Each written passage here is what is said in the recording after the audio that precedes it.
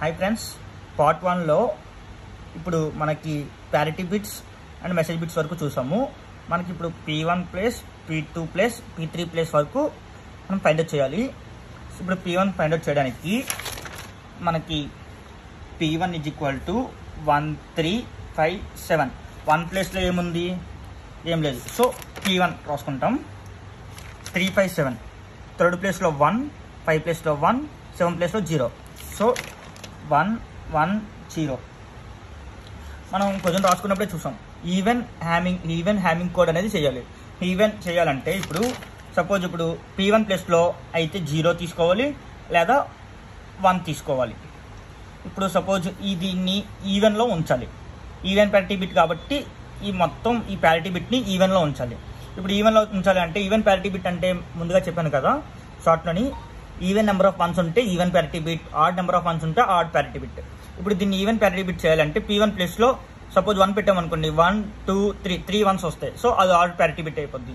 అదే P1 ప్లేస్లో 0 పెడితే 1 1 2 1s ఉంటాయి. సో ఇది even parity bit condition satisfy అవుతుంది. సో P1 ప్లేస్లో మనం 0 పెట్టుకుంటాం. అప్పుడు ఈవెన్ ప్యారిటీ బిట్ అనేది కండిషన్ సాటిస్ఫై అవుతుంది. లేదంటే ఆడ్ ప్యారిటీ అయిపోద్ది. అండ్ అగైన్ ఇప్పుడు P2 = 2 3 6 7. ఇప్పుడు సెకండ్ ప్లేస్లో ఏముంది? ఏం లేదు. So question mark.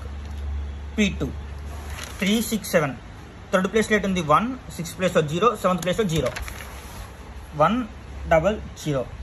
ఇప్పుడు దీన్ని ప్యారిటీ బిట్ ఈవెన్ ప్యారిటీ చేయాలంటే P2 ప్లేస్లో అయితే 0 లేదా 1. ఇప్పుడు సపోజ్ మనం 0 తీసుకున్నాం అనుకోండి, సింగిల్ నెంబర్ 1 ఉంటుంది, అది ఆడ్ నెంబర్ ఆఫ్ వన్స్ అవుతుంది. సో అది ఆడ్ ప్యారిటీ అయిపోద్ది. అదే P2 ప్లేస్లో 1 పెట్టామనుకోండి, 1 1 2 ఈవెన్ నెంబర్స్ ఉంటాయి. సో 2 ఈవెన్ ఉంటే 2 నెంబర్ అనేది ఈవెన్ కదా, ఈవెన్ నెంబర్ ఆఫ్ వన్స్ అవుతే ఈవెన్ ప్యారిటీ అవుతుంది. సో P2 ప్లేస్లో 1 పెడితే even number of once. So condition అనేది సాటిస్ఫై అవుతుంది. And again now P3 = 4 5 6 7.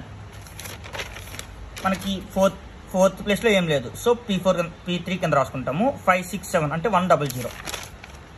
P3 100. ఇప్పుడు P3 ప్లేస్లో 0 or 1. ఇప్పుడు సపోజ్ 0 పెడితే మళ్ళీ అగైన్ ఆడ్ ప్యారిటీ అయిపోద్ది. 1 ఓన్లీ సింగిల్ 1 ఉంటుంది. అదే P3 ప్లేస్లో 1 పెట్టామనుకుంటే 2 నెంబర్ ఆఫ్ వన్స్ ఉంటాయి. 2 నెంబర్ ఆఫ్ వన్స్ అనేది even number. So even parity condition satisfy అవుతుంది. So P3 = 1. To satisfy condition we should replace P3 with 1. So condition satisfy అవడం కోసం మనం ఈ P3ని 1తో రీప్లేస్ చేసుకుంటాం. మనకి ఏంటంటే వచ్చి ఇప్పుడు సపోజ్ P3 P2 P1 అంటే 1 1 0. ఇప్పుడు మనకి P1 వచ్చింది, P2 వచ్చింది, P3 వచ్చింది. అండ్ మన దగ్గర M1 ఉంది, M2 ఉంది, M3 ఉంది, M4 ఉంది. టోటల్ ఏంటంటే P1 వాల్యూ వచ్చింది, P2 వాల్యూ వచ్చింది, M1 వాల్యూ ఉంది, P3 వాల్యూ వస్తుంది, M2 M3 M4 total values అన్నీ వస్తాయి. ఇప్పుడు ఎర్రర్ పొజిషన్ కనిపెట్టాలి మనం. ఎర్రర్ పొజిషన్ =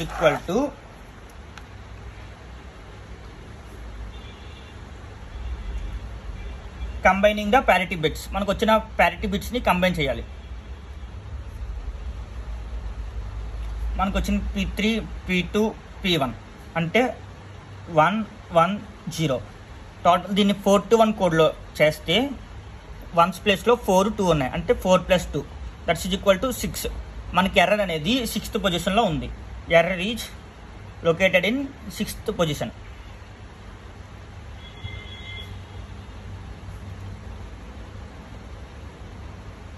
సో నార్మల్గా మనకు వచ్చిన ప్రకారం P1 వాల్యూ ఎంత?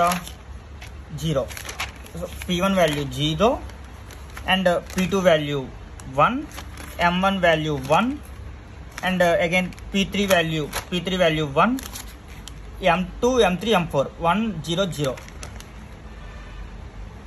ఇప్పుడు రైట్ నుంచి లెఫ్ట్ చూసినప్పుడు 1 2 3 4 5 6 6th పొజిషన్లో ఎర్రర్ ఉంది. సో ఇక్కడ 1 ఉంది కదా, ఈ 1ని 0తో రీప్లేస్ చేసుకోవాలి. So after correcting